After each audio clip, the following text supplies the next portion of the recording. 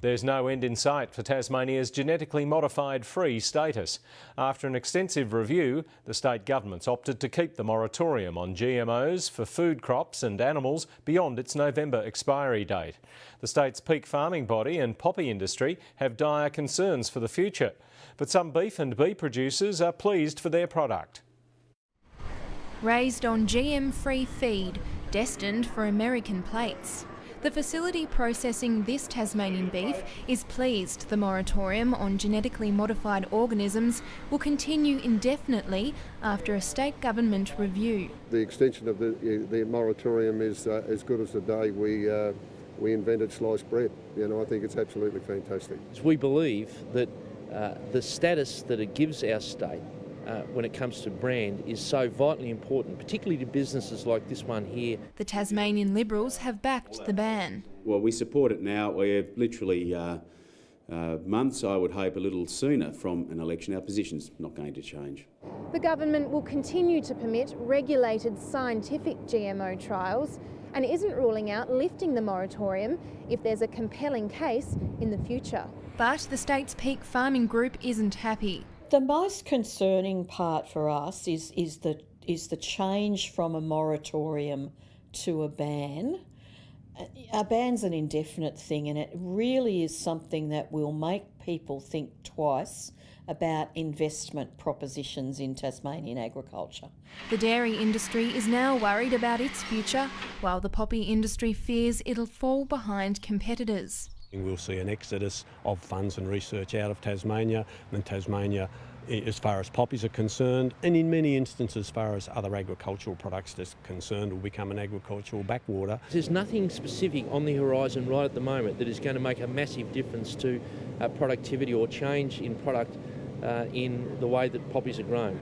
Honey producers are among those who've welcomed the decision to stay GMO-free. Well, it means that we'll be able to continue getting premium prices for our products here in Tasmania. We are 40% above any other mainland state. A sweet and sour decision. Claire Todd, ABC News, Smithton.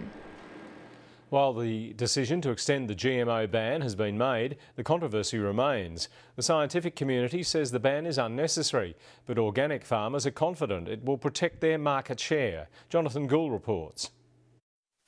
The government's decision to extend the GMO ban has ended months of speculation, but not the debate. We've always plugged the clean green image, and this actually just cements that in place for you. I'm really disappointed that we are mixing emotions with science. The ban's divided the community for more than a decade.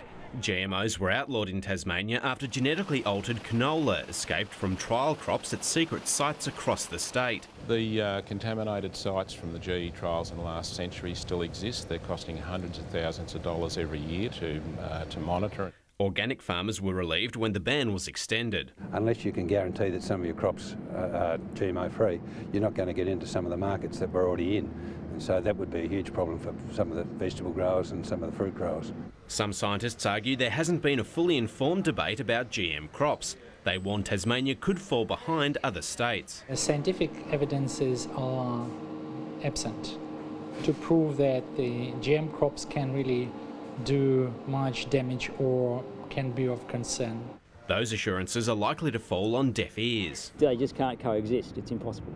Bees don't respect the boundaries from one fence to another, be it GMO or non-GMO. I'm sure that the science is very good these days, but the truth is that the market still wants GMO-free. Researchers say Tasmanian GM crops are inevitable. Ultimately, we need to move to a situation where we don't regulate the technology per se, but its applications. Lobbying to overturn the ban is set to continue.